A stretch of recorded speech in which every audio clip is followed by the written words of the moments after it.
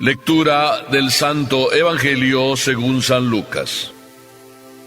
En aquel tiempo designó el Señor a otros 72 discípulos y los mandó por delante de dos en dos a todos los pueblos y lugares a donde pensaba ir. Y les dijo: la cosecha es mucha y los trabajadores pocos. Rueguen por tanto al dueño de la mies que envíe trabajadores a sus campos.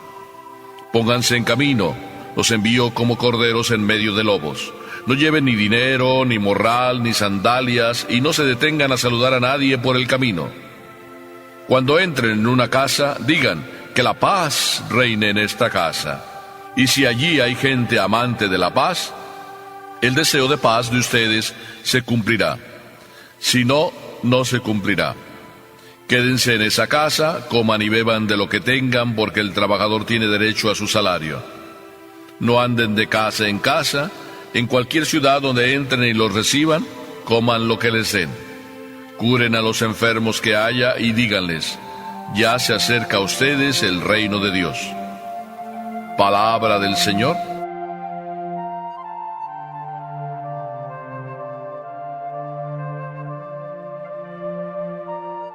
Jesús es verdaderamente profesional. Y digo verdaderamente profesional porque sigue una guía, se hace un calendario y sigue unas instrucciones, toda una metodología, todo un programa verdaderamente organizado de trabajo espiritual y misionero. Conocí a unos compañeros míos misioneros y verdaderamente maravilloso, puedo decir, es su trabajo sacrificado, heroico, porque empezaron a abrir camino en tierras salvajes, con indios casi todos ellos, desconocedores del Evangelio, abriendo caminos, sí, en la selva, tratando de construir iglesias, y no solo eso, tratando de encontrar los pueblos perdidos también en medio de la selva. Toda una historia de cómo ir trabajando. Esos mismos compañeros, a la vuelta de 10, 15 años, como he visto, han cambiado totalmente o casi totalmente aquella zona, porque ya muchos de esos, no digo todos, han llegado a conocer a Papá Dios, han llegado a conocer el Evangelio. Todo un programa, todo un proyecto de evangelización. Jesús nos trae su propio proyecto. Y cuando nos trae su propio proyecto, veamos lo que nos dice el Evangelio. Es verdaderamente bien organizado. Dice el Evangelio que Jesús envió a 36 parejas, porque eran 72 discípulos los que envió, y los envió de dos en dos. 36 parejas. 36 parejas a visitar por delante de él todos los pueblos y lugares a donde pensaba ir. O sea que se programó por un año. Y se programó por un año pensando en que en cada uno de esos pueblos, así me lo imagino yo, estaría 2-3 semanas. 2-3 semanas por pueblo. 36 pueblos preparados por estas 36 parejas. Bueno, pues Jesús dedicó un año a esta zona. Qué hermoso, ¿verdad? Ver a Jesús que se programa, ver a Jesús que se hace su proyecto, ver a Jesús que colabora con una organización perfecta con su Padre, ver a Jesús que impulsa a sus discípulos a que también vayan aprendiendo. Qué hermoso trabajo de equipo. Lo primero, Jesús confía precisamente en su equipo. Pone en las manos de ellos en la evangelización, preparando el camino. Vayan ustedes y digan que el reino de Dios ya está cerca.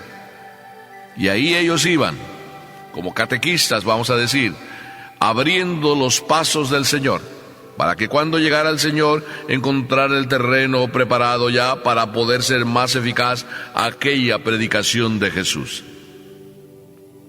Y luego Jesús, después de que les dice, vayan, preparen, Entonces viene Jesús con sus instrucciones y les dice primero: la cosecha es mucha y los trabajadores pocos. Rueguen al dueño de la mies que envíe trabajadores a sus campos. O sea que cuando Jesús lanza a evangelizar, lo primero que dice: oigan, tomemos conciencia todos, somos muy pocos. Pidámosle primero al Señor que envíe obreros a su mies y luego también nosotros hagamos de testimonio para que otros les entren las ganas de seguir la mies del Señor. Primera consigna: preocuparse de que haya hombres que se involucren, que se sumen al grupo de los pastores, al grupo de los trabajadores de la mies. Jesús, ¿verdad que piensa en lo primordial? Yo siempre he pensado y me recuerdo cuando en estas cosas pienso en aquel papá que no quería soltar a su hijo. Y no quería soltar a su hijo, y su hijo quería ser sacerdote. Y la única razón que tenía era que el apellido se iba a perder. Cuando te casas, si eres mujer, pues pierdes el apellido y tomas el apellido del hombre. Pero cuando eres hombre, tú das el apellido. Aquel hombre estaba deseoso de que su apellido no se perdiera. Y se perdió la posibilidad de que el apellido corriera como un pastor que iba a tener muchos hijos y que iba a hacer famoso el apellido. Jesús, cuando nos invita a que hagamos famoso el apellido de Papá Dios, a que hagamos famoso el apellido de la iglesia, a que hagamos crecer la fe y el amor en los corazones. ¿Qué mejor apellido que tener fe? ¿Qué mejor apellido que conservar el amor de Dios? ¿Qué mejor alegría que conservar la esperanza en el reino de Dios? Pero a veces se nos olvidan las cosas. Y se nos olvidan y nos volvemos egoístas y no pensamos en lo más grande: rogar al dueño de la mies que envíe obreros a su mies. Primera instrucción, y muy importante: conservar la iglesia a través de sus hijos, pastores que trabajen por la mies. Pero además Jesús dice: oigan, cuidado, pongan atención, los envío en medio de lobos. Jesús es consciente de que seremos perseguidos. Lo persiguieron a él, ¿cómo no nos van a perseguir a nosotros? Jesús es consciente de que este mundo es muy agresivo. Jesús es consciente de que el mundo es necio para aceptar el plan de Dios. Jesús es consciente de que nosotros, sus hijos, le hemos salido a veces bien duros de cabeza, duros de mollera. Jesús es el primero que es paciente, bondadoso, lento para la ira, lento para enojarse, como dice la Sagrada Escritura, porque Jesús se alegra más por esa oveja que es necia, pero que vuelve al redil, por esa oveja que es reticente, que es rebelde, pero que vuelve al redil. En medio de los lobos estamos. Pongamos atención tú y yo. ¿Verdad que sí? A veces los lobos los tenemos en la propia casa. Y ahí mismo nos agreden, ahí mismo nos muerden, ahí mismo nos atacan. Pero tú ten conciencia de eso. Y ten mucha confianza, mucha esperanza en Papá Dios. Además dice: no lleven ni dinero ni morral. Es decir, no se preocupen de las cosas materiales. Lo material hay que dejarlo en segundo lugar. Dios proveerá. Si tú haces lo que tienes que hacer, si tú te preocupas de las cosas de Dios, Dios se va a preocupar de tus cosas. Y mira que te lo digo yo en primera persona con mi propia experiencia. Nunca me ha faltado nada. Inclusive a veces hasta me da como miedo expresar gustos o deseos, porque apenas expresas un gusto, un deseo, enseguida hay alguien que te concede ese deseo y ese gusto. Recuerdo que un día estaba hablando por la radio y estábamos hablando del problema del pecado de nuestros primeros padres y que que si era manzana, que si era pera, lo que los primeros padres comieron. Yo dije, bueno, miren, la Sagrada Escritura no nos habla de que nuestros padres mordieron una manzana, nos habla simplemente de que desobedecieron y que comieron del árbol prohibido, no dice qué tipo de árbol era. Pero yo dije, pero si se trata de manzana, no, pues yo más bien a lo mejor preferiría que fuera un mamey. No pasaron muchos días y enseguida yo tenía un mamey en mi casa. Así es, cuando tú expresas un deseo, la gente siempre te atiende, porque si te preocupas de las cosas del Señor, el Señor se preocupa de tus cosas. No lleven dinero, no lleven nada, y cuando entren en una casa, digan, la paz reine en esa casa. A mí me encanta llegar a las casas cuando me invitan y lo primero que les digo, yo vengo a traerles a Papá Dios, vengo a traerles la bendición de Dios, vengo a traerles el consuelo, la presencia de Jesús.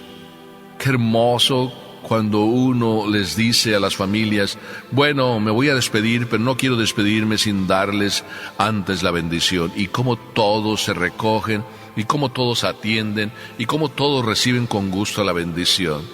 Es que es lo mejor que tú puedes dar como sacerdote, pero también lo mejor que tú puedes dar como católico, desear la paz, desear que Jesús reine en tu casa, en la casa, en los corazones.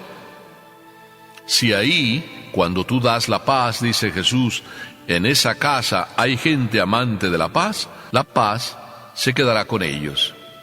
Los amantes de la paz reciben la paz. Los amantes de la violencia no solo engendran violencia, sino también viven en violencia. Por eso Jesús nos invita a que hagamos y cumplamos todas estas consignas. Además, dice, digan a todos que el reino de Dios está cerca. Así sea que os acepten, os admitan en alguna casa o en alguna ciudad, ustedes díganles que el reino de Dios está cerca. ¿Qué más cerca está el reino de Dios? Que precisamente está dentro de cada uno de nosotros. Si tú y yo descubriéramos, si tú y yo aprovecháramos, si tú y yo nos nutriéramos constantemente de ese reino de Dios que ya en tu corazón está desde el primer instante en que en el bautismo recibiste la gracia de Papá Dios, hijo mío, te estás perdiendo lo más grande. Vivir lo que ya tienes, aprovechar lo que ya tienes. Eso es lo que cada misionero, eso es lo que Papá Dios vino a traernos. El reino de Dios, la vida del amor, la vida de la gracia. Para eso fueron estas 36 parejas, para decirles a todos que el reino de Dios está cerca y que Jesús no tardará en llegar. Que nosotros también digamos a la gente lo mismo. El reino de Dios está cerca. Jesús no tardará en llegar. No te lo pierdas. Amén.